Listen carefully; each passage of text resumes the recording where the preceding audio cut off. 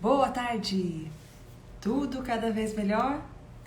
Vamos agora para a nossa 12ª Lei do Triunfo, do nosso curso de leitura da Lei do Triunfo, que fala sobre cooperação, né?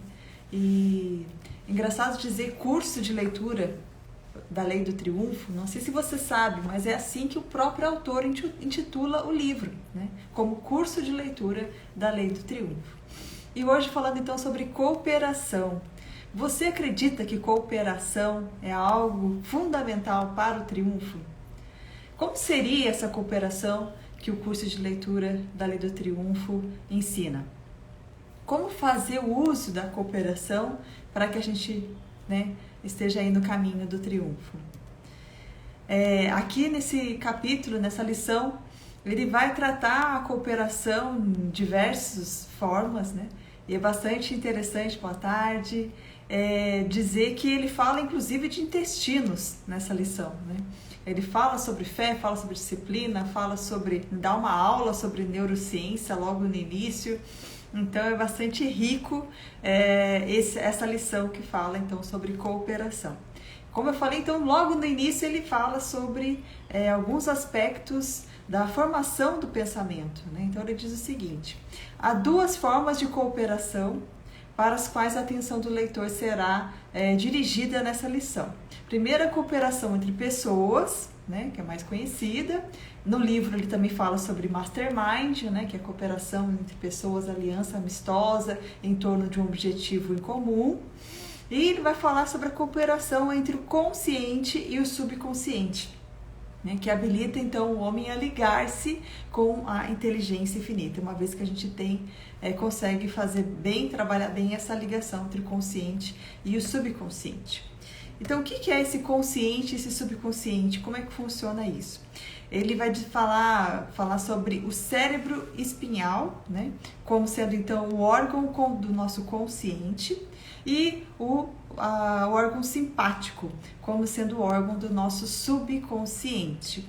Então, o corpo humano, ele tem o seu sistema de nervos, né, que são então canais de comunicação entre o nosso eu espiritual, nosso eu interior, a nossa mente e as funções do nosso organismo. E esse sistema nervoso, ele é duplo. Ele é o simpático, de ações então conscientes, então não conscientes, na verdade, né? Como, por exemplo, a nossa digestão. A gente não está, nesse momento, falando para o nosso estômago, digira aí o alimento que eu acabei de comer. Não, ele está fazendo isso de forma autônoma. Então, o órgão simpático, ele é não consciente. Já o sistema voluntário, como o próprio nome diz, ele age de acordo com a nossa vontade. Ele está ligado aí ao cérebro espinhal que ele comentou. E tem ligação, então, com o nosso subconsciente, com o nosso consciente, né? É o órgão, então, dos nossos sentidos. E aí, que faz, então, o controle dos nossos movimentos. Então, eu falo para as minhas pernas, andem para lá, elas andam, né? De acordo com a vontade que eu imprimo aí. E a gente vai entendendo um pouquinho mais. Então, o centro desse sistema voluntário é o cérebro, né? O nosso sistema consciente. E o centro do nosso sistema simpático, né, inconsciente, é o que ele chama aqui de massa ganglionar, conhecida como plexo solar, né? Então, o nosso cérebro abdominal é o sistema simpático. O sistema, então, que faz essa comunicação com o nosso subconsciente. Ele fala também sobre intuição nessa explicação, que ele diz o seguinte: a faculdade da intuição situa-se na região superior do nosso cérebro, né? Entre o frontal e as partes posteriores. Então, há um esforço da natureza, segundo ele, em dar forma mais definida a essas ideias, né, intuitivas, que passa então para que o nosso consciente possa agir e se apoderar delas. Então ele explica mais ou menos o esqueminha assim: a comunicação entre todos esses sistemas, né, tendo como ponto de união entre o subjetivo e o objetivo, né, essa alquimia, né, dessa mente subjetiva, volta então da corrente do nosso plexo solar, restituindo a posição do objetivo do cérebro. sobre uma forma mais definitiva, onde ali vão ser feitas as análises, né, comparações, e começa então a trabalhar com uma ideia mais definida e a utilizar todas essas potencialidades nossas latentes.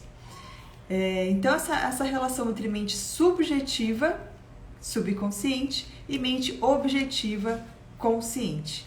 Ele diz o seguinte: quando nós imprimimos uma ideia qualquer no nosso subconsciente por meio da autossugestão, nós fazemos com o auxílio desse duplo sistema nervoso, o simpático e o voluntário. E quando o nosso subconsciente, então, ele forma esse plano definido de algum desejo, esse plano ele é desenvolvido pelo nosso consciente, pelo mesmo sistema.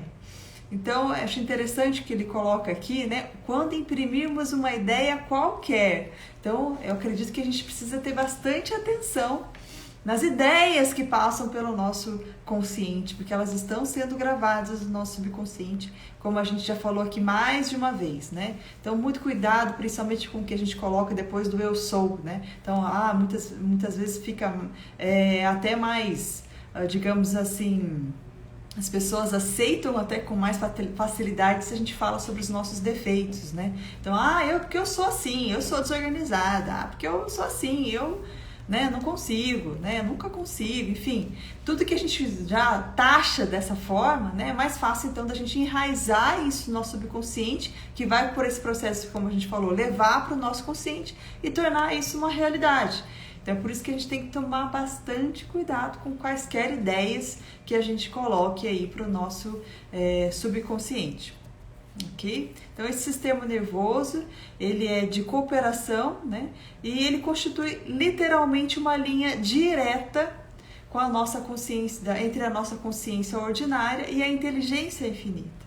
Ele dá um exemplo prático aqui no livro, Se você define um horário que você quer acordar, mas não é só definir um horário, e na hora que realmente você despertar, você ficar ali conversando com o seu cérebro e não ter realmente a ação de levantar. Mas definir um horário antes de dormir, sem colocar o despertador, Não estou falando aqui de despertador, mas uma definição que você coloca para você mesmo. É possível, tendo essa firme determinação também, que você realmente consiga despertar naquele horário definido. É possível a gente despertar num horário bem definido, por minutos, Então, 5 horas e 1 minuto. É possível a gente conseguir esse tipo de precisão se a gente alinha, então, a nossa força de vontade, com essa utilização desse sistema nervoso aí, que faz essa ligação entre a nossa consciência ordinária e a inteligência infinita. Então, ele coloca aqui para nós, da mesma forma que isso é possível, uma coisa pode se colocar como banal, colocar o horário para acordar, Que a gente consiga realmente fazer isso é um fato, eu já consegui mais de uma vez, Da mesma forma, a gente não pode determinar hábitos melhores para o nosso cérebro, impor novos desejos e mais importantes para a nossa vida, que a gente queira realmente alcançar, que estejam alinhados com o nosso objetivo definido na vida. Será que a gente não deveria então exercitar isso também, da mesma forma? E aí ele vai falar um pouquinho sobre essa cooperação entre homens, entre pessoas, e ele vai mais uma vez reforçar que poder é esforço organizado. E todos os negócios que triunfaram são conduzidos sob qualquer forma de cooperação. Então, dá exemplos de diversos empreendimentos, associações, profissionais liberais, até inclusive nações que funcionam a partir da cooperação, funcionam melhor a partir dessa cooperação, da existência dessa cooperação. E diz que a cooperação é a verdadeira base de toda direção bem-sucedida. Então, o poder, sendo esforço organizado, ele diz que é igual a concentração, que a gente estudou na última lição, mais cooperação, que estamos estudando agora, e a coordenação. Então, como que a gente pode coordenar, utilizar a cooperação num trabalho em equipe? Ele vai citar que há a necessidade da gente coordenar as habilidades, para pôr em serviço, então, a colaboração de outros homens dotados de talentos e de habilidades que nos faltam. Então, essa é a necessidade desse olhar atento. Não precisamos ser habilidosos em tudo, mas podemos estar aí aliados a pessoas que têm talentos diferentes, que possam agregar então para o nosso conquista do nosso objetivo. E o triunfo duradouro, segundo Napoleão Hill, ele é então a organização suprida por talentos especializados que os outros membros não possuem.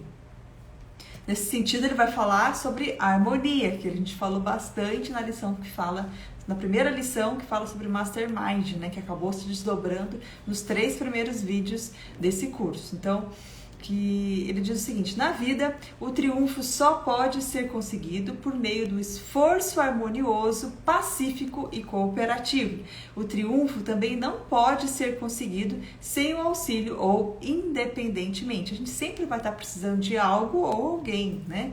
Então, onde quer que haja pessoas empenhadas, né, ele nos chama a atenção aí, em combates e hostilidades, seja qual for a sua natureza ou a sua causa, pode-se observar que está próximo dessas pessoas que estão aí empenhadas, né, em combates e hostilidades, está próximo dessas pessoas rebojos, que seriam então redemoinhos, que esperam então os combatentes. Então, o ideal é que a gente se mantenha sempre num espírito de harmonia. Então, lembrando da frase que a gente terminou a última lição, né, que fala sobre tolerância, que eu achei extremamente bonita, né, e que a gente, principalmente nesses momentos assim, que vivemos, a gente precisa reforçar e relembrar. Então, ele diz o seguinte: antes de aprendermos a ser tolerantes com os que não concordam conosco, antes de havermos cultivado o hábito de dizer palavras amáveis àqueles a quem não admiramos, antes de termos formado o hábito de ver somente o bom nos nossos semelhantes, não poderemos ser felizes, nem conseguiremos triunfar. Então esse é o nossa grande missão, né, enquanto seres humanos, né? Diminuir o egoísmo e aumentar o amor. Isso faz com que a gente esteja aí no caminho da concretização do nosso ideal humano, nossa função aqui, né, enquanto estamos aqui presentes neste mundo, né? Senão, é um exercício que a professora Lucelena já fez mais de uma vez, né, nas suas palestras. Para a cena, né? Onde você está agora, onde nós estamos, né? Do que vale a pena tudo isso, né, que a gente às vezes fica correndo atrás ou se distraindo, né? Para que isso serve, né? Por que estamos aqui? Como isso pode fazer sentido? É só se realmente nós estivermos evoluindo enquanto seres humanos, né? Então, buscando diminuir o nosso egoísmo e aumentando o amor. Então, quer uma pessoa ganhe a vida com o seu trabalho diário ou viva da fortuna que acumulou, sempre encontrará menos oposição se cooperar amistosamente com os outros. Além disso, o homem que baseia sua filosofia na cooperação, em vez da competição, não só conseguirá o necessário e o supérfluo com o menor esforço, como também gozará de uma recompensa extra, na forma de uma felicidade que os outros nunca sentirão. Então, um caminho melhor realmente é o caminho da harmonia. Ele fala também nessa lição sobre protelação, né? Alguém aí sofre de procrastinação? É um mal que realmente acomete muitas pessoas, né? Todos os dias é uma batalha diária. Ele vai nos dar aqui algumas dicas de como vencer a protelação. Então ele diz o seguinte: todos os triunfos são baseados sobre o poder, e que o poder então é fruto do conhecimento organizado, isso nós já falamos, né? Expressados em termos de ação. Então, para que a gente possa obter esse triunfo, nós precisamos agir. E para agir não pode ter protelação, certo? Então ele vai citar aqui uma passagem da vida dele, né? Em que ele foi visitar uma cidade e só de entrar na cidade ele já sentiu assim que na cidade pairava uma energia de decadência. Então ele foi numa loja e uma pessoa, a atendente que o recebeu, simplesmente jogou o que ele pediu no balcão e falou assim: é só o que você vai conseguir nesse fim de mundo. Então essa energia que ele sentiu no ambiente estava ali na expressão também dos seus habitantes. Aí ele vai falar o seguinte: cada cidade, cada aldeia conta na sua população indivíduos caracterizados por nunca conseguirem fazer nada. E se analisarmos essas pobres criaturas, veremos que uma das suas características principais é a da protelação.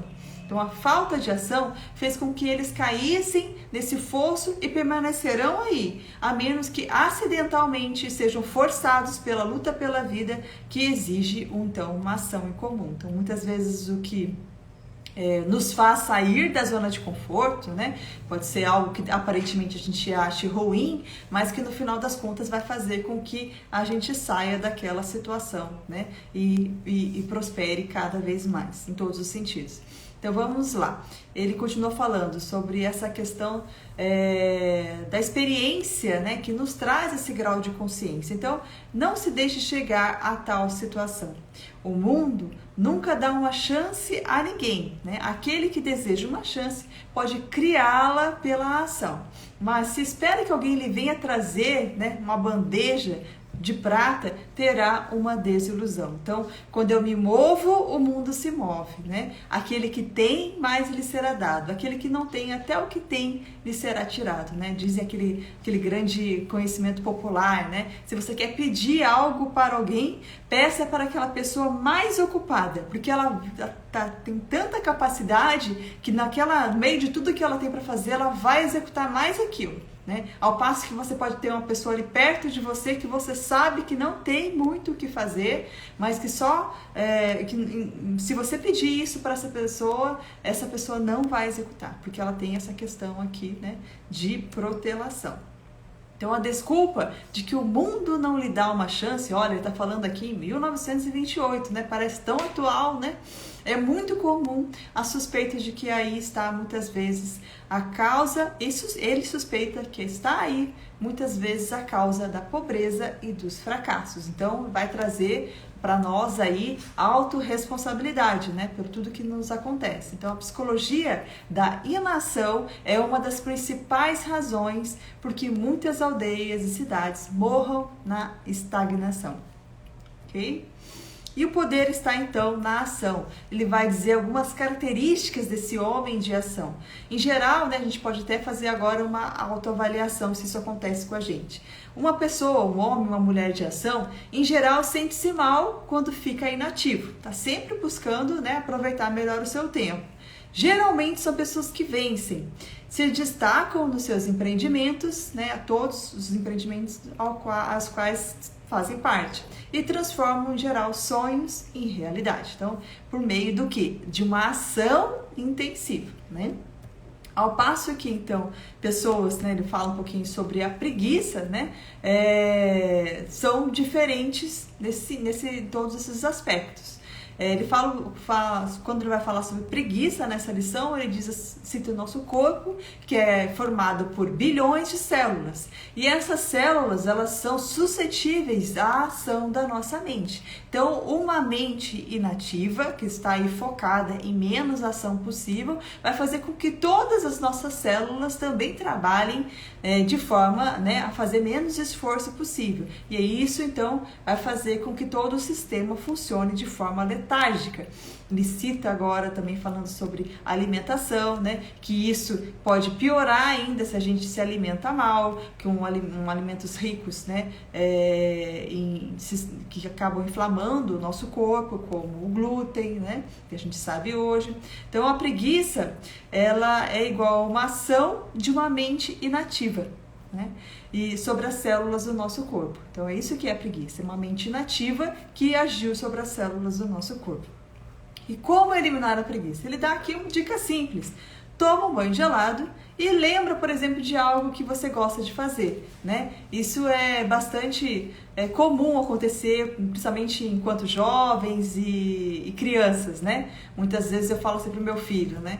E a gente pode se lembrar também de nós mesmos enquanto jovens. A mãe pede para fazer alguma coisa. Ah, não, tô com preguiça, né? Vamos sair, vamos brincar. Levanta na hora, né? Dá um pulo, aquela preguiça parece que nunca surgiu, né? Nunca existiu. Então é isso, lembra de algo que nos agrade, vai fazer com que a gente saia também desse estado letárgico. Então, lembrando, as células agem de acordo com o nosso estado mental. E aí, uma mente ativa e dinâmica, ela conserva também as suas células, né, do nosso corpo em constante atividade. Então, ele sugere, né, orienta para que a gente tome pelo menos 8 copos por dia, né? Olha aí o Napoleão nos orientando até nossa nutrição, né? Que a gente faça exercícios físicos, qualquer exercício físico, alguma ação física por algum tempo. Ele vai falar sobre a importância de nós mantermos o nosso intestino limpo. Então, o nosso sistema digestivo, ele age inclusive em relação a dores de cabeça, né? Hoje, neurocientistas já dizem que os nossos intestinos são o nosso segundo cérebro. Então, ter ali um sistema digestivo constipado, né, vai atuar em todo o nosso sistema. A gente precisa primar para que eles estejam sempre funcionando, sempre limpos, como ele diz aqui. Então, jamais será um homem de ação aquele que se deixa se auto-intoxicar. É isso que ele vai dizer aqui, que acontece quando a gente não tem um intestino que trabalha bem, a gente está se auto-intoxicando. Também não será um homem de ação, olha o que ele fala aqui, aquele que come muito pão branco. Acho muito interessante ele já falar disso há 100 anos praticamente atrás, né?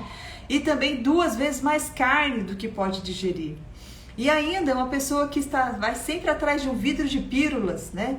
Um vidro de aspirinas, como ele cita aqui, a qualquer dor de cabeça que ele possa ter. Lembra que dor de cabeça pode ser o intestino que não funcionou bem? Aí a gente vai e põe a aspirina, porque alguém numa propaganda falou pra gente que dor de cabeça, aspirina. E aí a gente não resolve a causa principal, continua se intoxicando e aí a gente não é uma pessoa de ação, somos pessoas preguiçosas e vamos atrás dos remédios, né? Pessoas também, ele cita aqui, que leem bulas de remédios e acabam sentindo aqueles sintomas só de ler, né? Isso é bastante comum de acontecer, né? Quem não, né? Eu procuro nem ler, se eu tenho que tomar algum remédio, né? Raramente vou ler ali nas situações adversas, porque a nossa mente se influencia mesmo.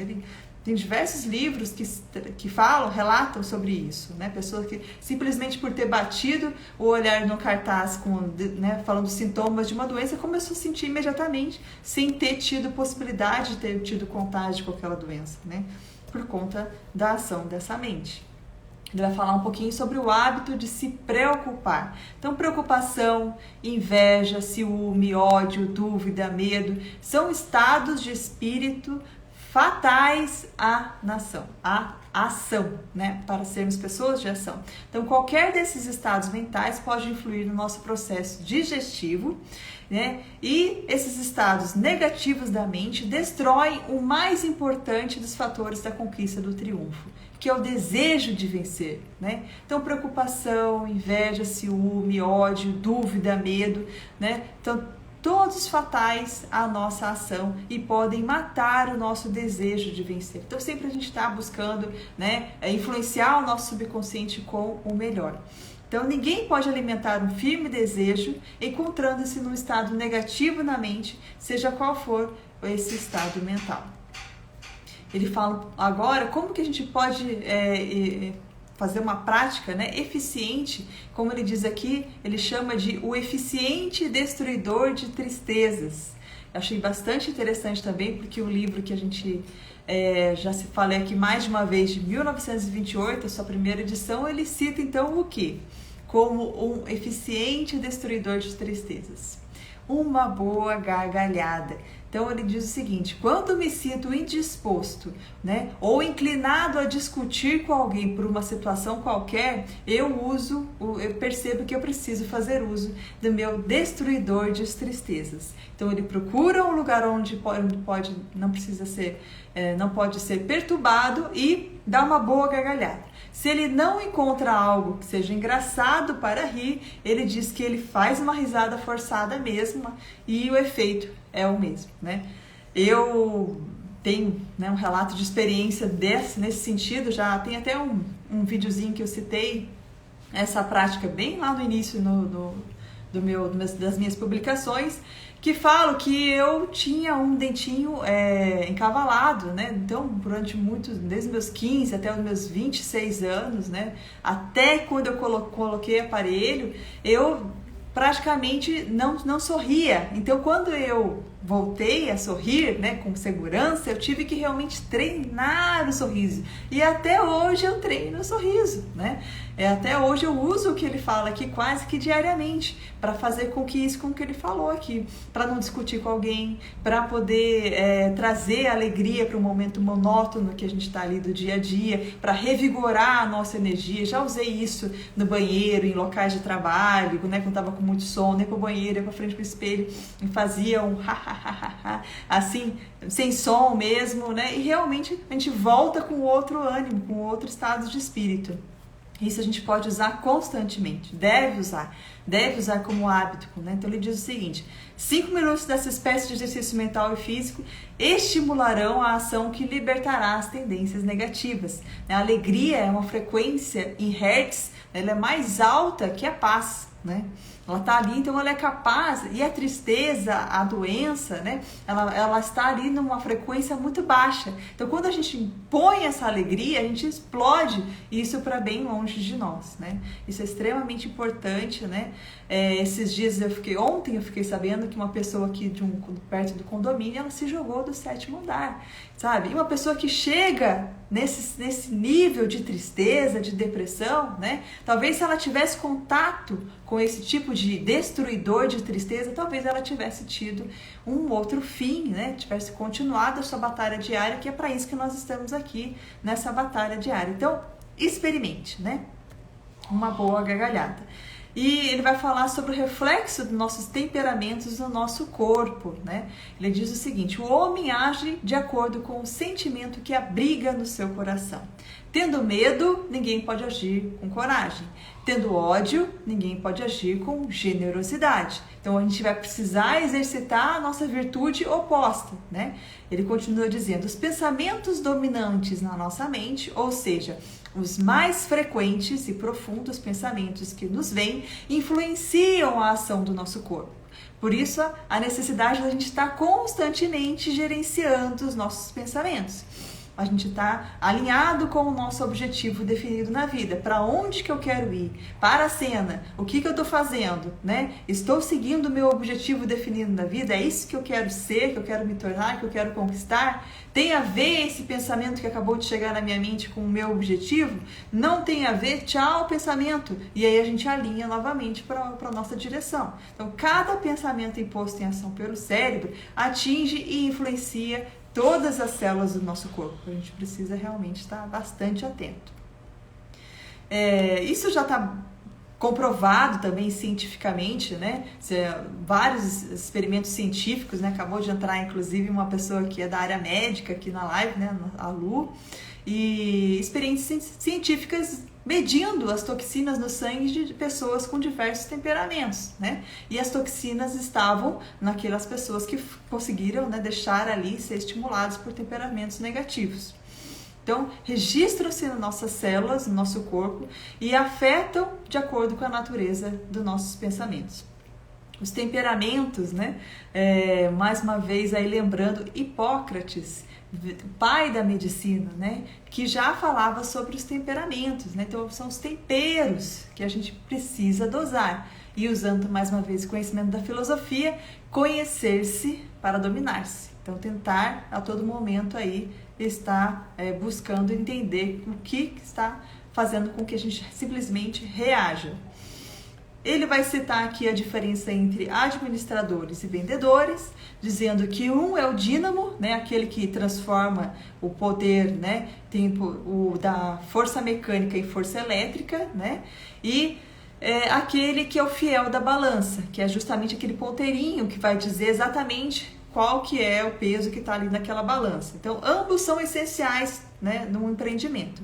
E raramente acontece de a gente ter os dois tipos, né, em nós mesmos, né, e que uma pessoa combine essas dois tipos. Então ele nos incita que deveríamos nos analisar e descobrir, né, se somos dínamos, né, se somos aquele potencial de força elétrica, transformar força mecânica em força elétrica, né, de poder, ou se nós somos fiel da balança, né, e escolher um objetivo definido que esteja em harmonia com a natureza da nossa habilidade. Então ele diz que a característica dos vendedores é o do dínamo, né, do poder, e do fiel da balança são dos administradores, ok? Então, ele vai nos orientar, fazer com que cada pessoa procure o lugar que mais se harmoniza com a sua habilidade.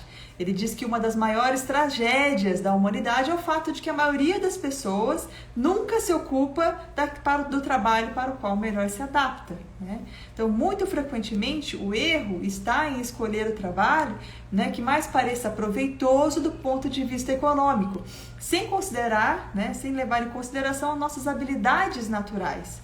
Se o dinheiro fosse o único fator do triunfo, esse modo de agir estaria correto. Mas o triunfo, na sua forma mais nobre, mais elevada, exige a paz de espírito e o prazer e a felicidade que só aqueles que possuem, né, encontram o trabalho, né, que melhor se adapta à sua natureza, eles realmente conquistam. Então, a sugestão, né? Todo mundo aqui tem que pagar conta, né? Então, se a gente não conseguiu ainda, né, trabalhar para o propósito, trabalhar com algo que mais nos agrade, né? A gente pode fazer as duas coisas ao mesmo tempo. Aonde nós estamos agora, dar o nosso melhor, né? E trabalhar, então, no trabalho que pague as contas, né? E vá levando em paralelo um projeto pessoal. Isso que é o mais indicado, né? Com o objetivo definido em mente e todas as estratégias que a gente já tem estudado aqui. Então, como agir para acabar com a protelação? Então, primeiro, realizar as tarefas mais difíceis, isso já é bem comum, né? Quem estuda aí desenvolvimento pessoal. Não dizer nunca o que você é capaz de fazer, e sim fazer. Isso é bastante interessante, né? Não digo aos outros como devem ser a conduta do ser humano, eu demonstro através da minha própria. Ele dá uma terceira dica: repetir alto 12 vezes, todas as noites. Amanhã farei tudo o que devo fazer, como e quando deve ser feito. Primeiro, tratarei das coisas mais difíceis, pois isso destruirá o hábito da protelação e desenvolverá o hábito de agir. E quarto, executar essas instruções com inteira confiança no seu valor, crente que desenvolverão no corpo e na mente a ação suficiente para conduzir ao objetivo definido na vida. Sempre ele nos lembra sobre a confiança, né? Ele fala um pouquinho sobre o poder da música e do riso.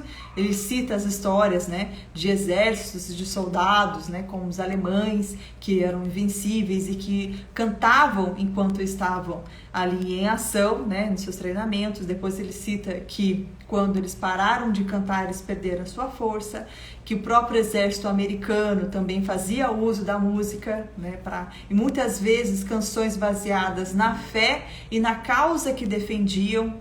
Então ele orienta, né, e fala a sua própria experiência, que muitas vezes quando ele precisava de um pouco mais de energia, vai para um culto religioso, cante, né, vigorosamente, participe ali vigorosamente, que com certeza você vai sair dali com muito mais energia, né, na direção do seu objetivo definido.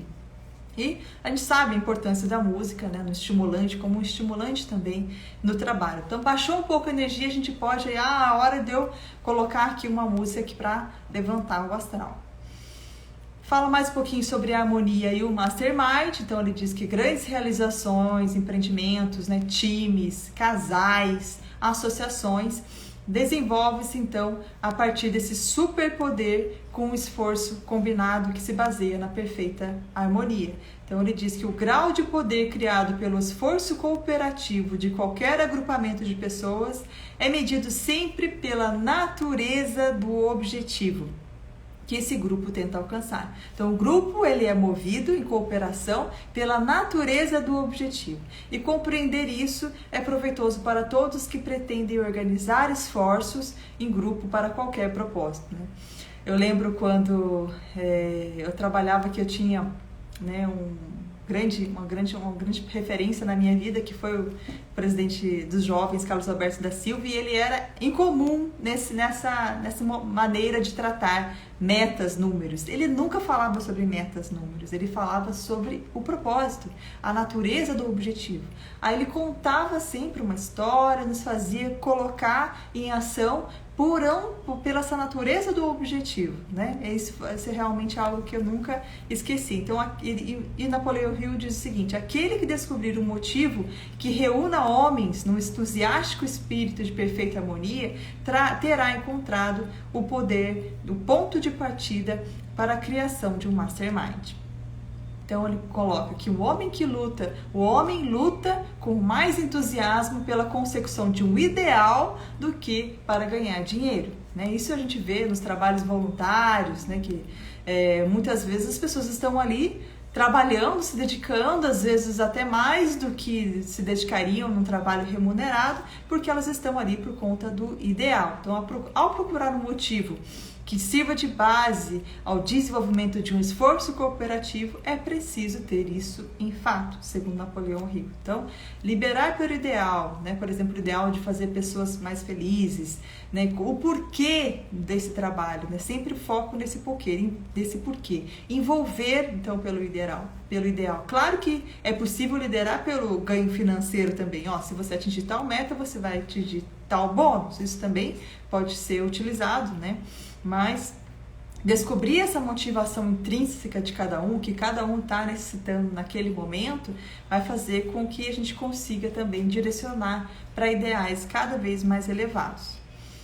E Napoleão Hill cita aqui as 3 motivações principais. Segundo ele, são o instinto de conservação, o desejo sexual e a ambição de conquistar uma boa posição financeira e social. Esses são os principais motivadores do ser humano, segundo Napoleão Hill, né?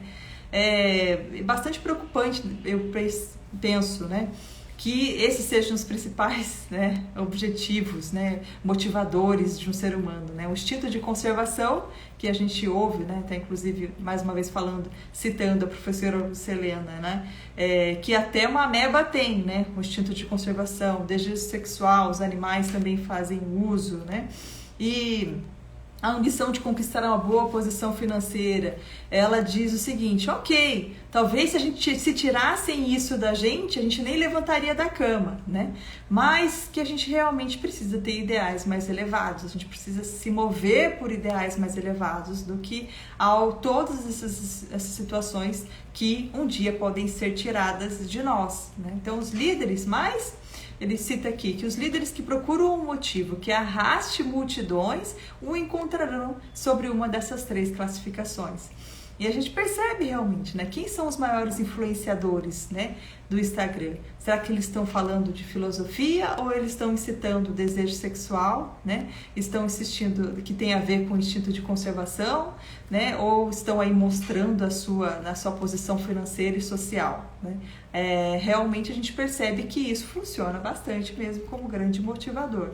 Então, um grupo pode agir pela cooperação forçada, pela necessidade, sem que haja um espírito de perfeita harmonia na base dos seus esforços. Entretanto, não se compara ao que pode resultar de um grupo de pessoas que submetam os seus interesses pessoais ao interesse geral e coordenam todos os seus esforços e de todos os membros em aliança em perfeita harmonia. Então, uma equipe bem coordenada, alinhada, com propósito, né, mais do que pessoal, mas no geral ela funciona e tem resultados melhores. E o grau dessa cooperação entre homens depende do motivo causador da ação, como a gente já falou, o porquê. ele vai citar aqui as nossas 15 leis, nós já estamos na 12ª. Então, lembrando, primeiro, objetivo definido, segundo, confiança em si próprio, terceiro, economia, imaginação, iniciativa e liderança, entusiasmo, autocontrole, fazer mais do que a nossa obrigação, personalidade atraente, pensar com exatidão, concentração, cooperação, derrota, tolerância e a regra de ouro. E ele coloca essas 15 leis como vai cada uma delas como um soldado, né, num quadro assim, e que a gente precisa olhar para desenvolver esses 15 soldados em nós. Então, ele diz que tudo é possível ao homem que tem como propósito bem definido. E a oportunidade, o capital, a cooperação, em suma, tudo o que é necessário à conquista do triunfo gravita em torno daquele que sabe o que quer. Então, vitalizemos a nossa mente com o objetivo definido, que ela vai se tornar um imã que vai atrair tudo o que se harmoniza com o nosso objetivo. Ele vai citar aqui mais uma vez o exemplo de diversos empreendedores, como James Hill, que aos 40 anos, de um operador de telégrafo mal pago, tomou como objetivo construir uma estrada de ferro no deserto do Oeste e se tornou um homem extremamente triunfante nessa área. Então, tudo é possível ao homem que sabe o que quer e que resolve consegui-lo. Ele fala rapidamente sobre disciplina. Ele diz que todos os exércitos eficientes são bem disciplinados. O exército que você está construindo na sua mente também precisa de disciplina, pois deve obedecer ao seu comando a todo momento. Né? Então, lembrando dessas potencialidades que nós temos de concretizar o que está passando pela nossa mente, a gente precisa, então, ter disciplina. E fala rapidamente também nesse capítulo sobre derrota, né? Eu tirei um trechinho que diz o seguinte: a derrota chega para todos. Quando lhe chegar também, esteja pronto para dela tirar o melhor proveito. Pois, mais saiba que a derrota não lhe baterá a porta se também você não der oportunidade. E para finalizar, ele vai falar mais uma vez sobre fé, né? Ele diz o seguinte: para conquistar o triunfo, você deve contar, né, apenas com as forças que dispõe na sua mente no começo. Depois poderá invocar o auxílio alheio, mas o primeiro passo deve ser dado sem a ajuda de ninguém. Por fim, ficará surpreendido ao ver quanta gente se apresentará para auxiliá-lo. Ele continua dizendo que um objetivo definido só pode ser transformado em realidade quando se acredita na sua realização. Talvez a lei que transforma em realidade uma prece sustentada por uma fé inabalável seja a mesma que transforma um objetivo definido em realidade. Não nos fará mal algum, segundo Napoleão Hill, escolher para o assunto das nossas preces o nosso objetivo definido na vida. Mas lembremos que uma prece só tem valor quando ela é feita com fé. Ok? Então, assim, ele nos incita mais uma vez: desenvolva o leitor na sua mente todas as 15 qualidades, né, das nossas 15 leis, desse objetivo definido, até a regra de ouro, que é a nossa última lei, e verá que a aplicação da fé não é difícil. Faça o inventário de si mesmo. Veja quantas dessas 15 qualidades você já possui. Some essas as que lhe faltam, até que tenha todas na mente. Então será capaz de conseguir em qualquer campo o triunfo que desejar. Aproprie-se o leitor dessas 15 qualidades e será uma pessoa educada, pois poderá alcançar tudo o que desejar sem precisar violar os direitos alheios. Então, é assim, a gente vai encerrando a 12ª lei, né, da nossa 13ª lição do curso de leitura da Lei do Triunfo, que falou então sobre cooperação, e a nossa próxima lei a ser estudada vai ser a 13ª, que fala sobre fracasso. Assim a gente está na reta final aí da nossa jornada, né? E mais uma vez, curta, compartilha, né? Comenta, salva para você assistir depois, e até o próximo vídeo. Fiquem com Deus. Muito obrigada.